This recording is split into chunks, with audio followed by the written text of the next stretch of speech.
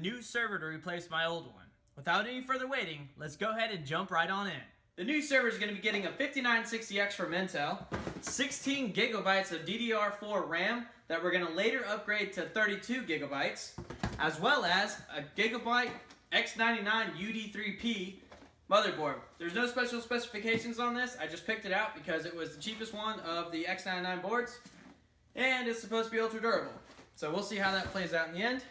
We're also going to be replacing all of these Cat5e cables with some better Cat6 cables that are hopefully more durable and don't break and reduce my network speeds. Here in its own room is my server running Windows 2012 R2.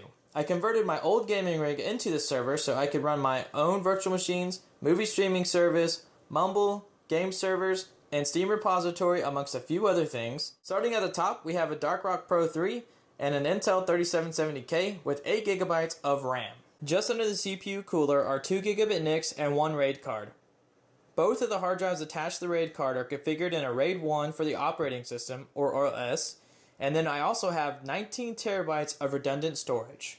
My Linksys router and Netgear switch provide all the electronics in the apartment with internet as well as dedicated internal Plex streaming. Finally, we have a 650 watt UPS, or uninterruptible power supply, that keeps the server healthy and running during blackouts or burnouts. So for the first part, we're just going to remove the motherboard from the box.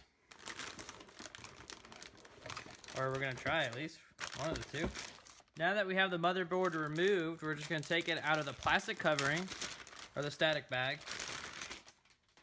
Place that to the side. And we're actually going to build the motherboard on top of the box since it's static free. Now we're just going to pop off this cover so we can go ahead and put the processor inside of its socket.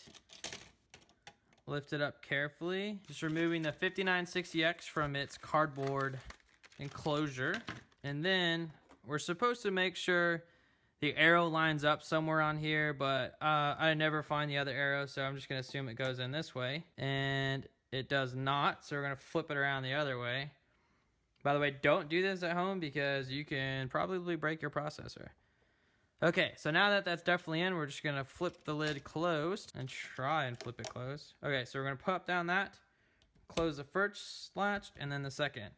And that pops right off just like that. Now, let's go ahead and seat the RAM. Now, for being $70 for a stick or 2 sticks of RAM, I'm actually surprised to see that this is in a black PCB.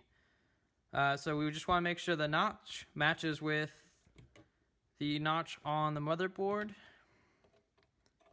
And we're going to slide that right in, pushing pressure on both sides, making sure it locks, which it looks like it did.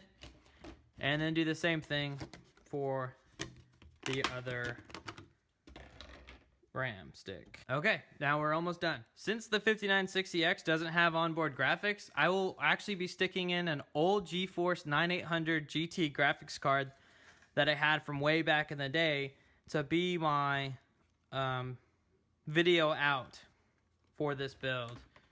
It's nothing fancy, but it'll get the job done, or so we hope. I'll be replacing these Cat5e cables with some Cat6 cables. Now these are rated for 10 gigabit speeds. However, I don't have that kind of equipment here, so I'll just be only doing 1 gigabit transfer speeds anyway.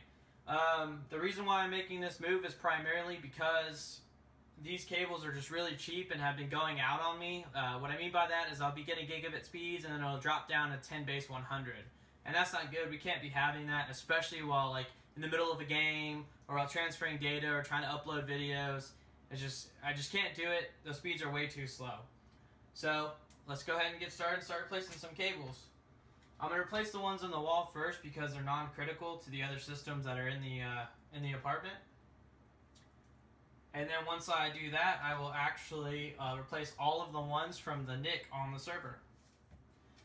By the way, you should totally buy some of these Velcro strips because they're way better than, let's see if I can find one real quick, than these ties, because these are Velcro and they're just quick release. None of this weird game where you have to twist it around and then you're like, oh, I twisted the wrong way, and then you got to twist it back the other way.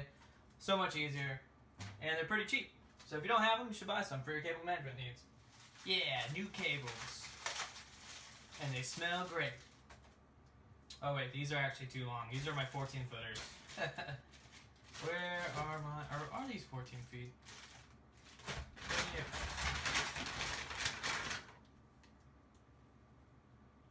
I feel like all these cables are too long. Oh, here we go. Okay, I found them. I ordered a bunch of different sizes for different parts of the house. I mean, apartment. So one of the first issues I ran into is I forgot that I needed a power supply to run the new server so I could start transferring data and installing the operating system and all that mess. So it's been a while, but luckily today, my new power supply is in. I'm actually borrowing this. And it's 850 watt silver power supply. Nothing special. It should get the job done. And then once we get done transferring all the data, we'll power off the old server. And then we'll drop in the 5960X into the Corsair 750D. And it should take over all of the job from there. So now that I have this, I'm going to go ahead and plug it in. And then I'm going to start installing the operating system. So let's see how that goes.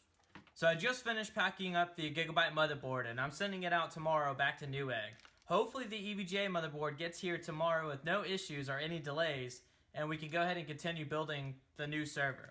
The 5960X, meanwhile, is just going to have to sit tight in its packaging until we can get in the new motherboard.